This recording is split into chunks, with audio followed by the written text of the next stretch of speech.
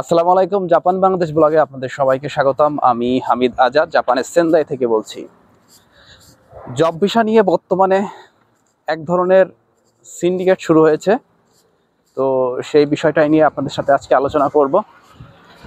সম্প্রতি একটা ভাই আমাকে ফোন দিয়ে বলছে যে ভাই, আমি জব ভিসাতে আসছি, আমি স্টুডেন্ট ভিসায় রিজেক্ট খাইছিলাম, তো এখন জব ভিসাতে অ্যাপ্লিকেশন করছি, জব ভিসাতে আমি অলরেডি জাপানে চলেও আসছি, 14 লক্ষ টাকা খরচ করে আসছি। কিন্তু আসার পরে যে কোম্পানি আমার দেওয়ার কথা ছিল বা যে কোম্পানির নাম বলে আমাকে নিয়ে আসছে, সেখানে তো আসলে আমাকে জব দিতেছে না। বলতেছে যে এই কোম্পানিটা নাকি অলরেডি মালিক চেঞ্জ হয়ে গেছে, আর মালিক যেহেতু চেঞ্জ হয়ে গেছে সেক্ষেত্রে তারা আমাকে নিবে না। এখন আমি কি করব?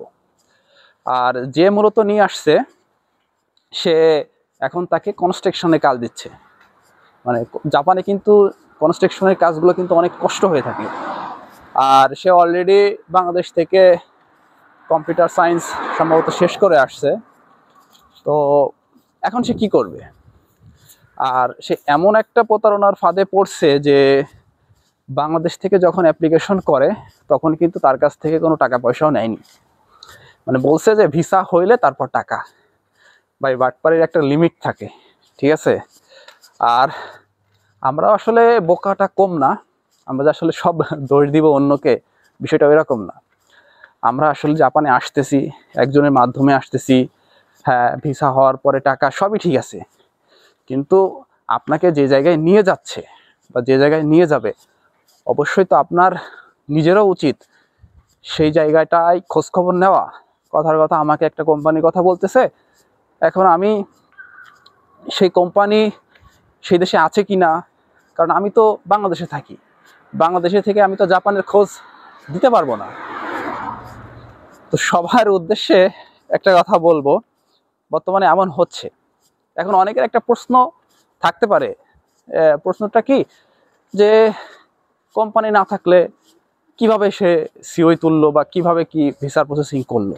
হ্যাঁ, সম্ভব। জাপানে আসলে অনেক কিছু সম্ভব। যেহেতু আমরা বাঙালি, আমাদের মাথার ভিতরে বুদ্ধির অভাব নাই, মোটামুটি টেকনিক খাটায় অনেক সিস্টেম করে আর কি জাপান থেকে সিওই বের করা সম্ভব। ঠিক আছে, বুদ্ধি থাকলে সবই পারবেন।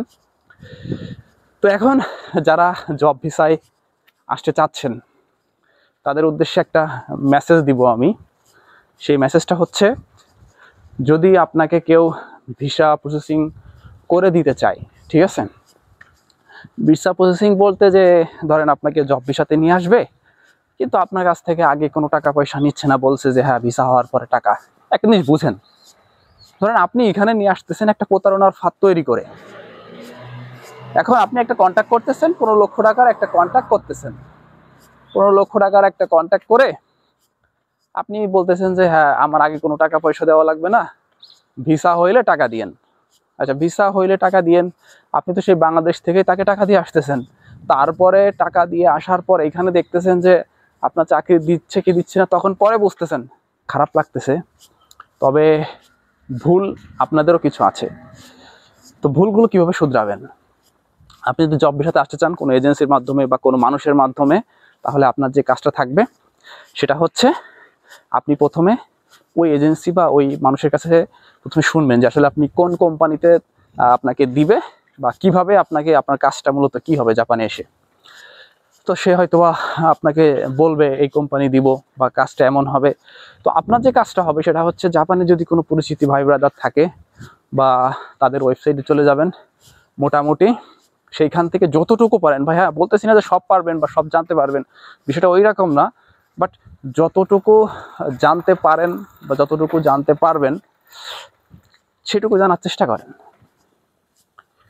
কারণ কি আর বলবো ভাই, আসলে খারাপ লাগে মানুষ যে ইনকামের পথটা শুধু ইনকাম করার জন্য ব্যস্ত হয়ে গেছে।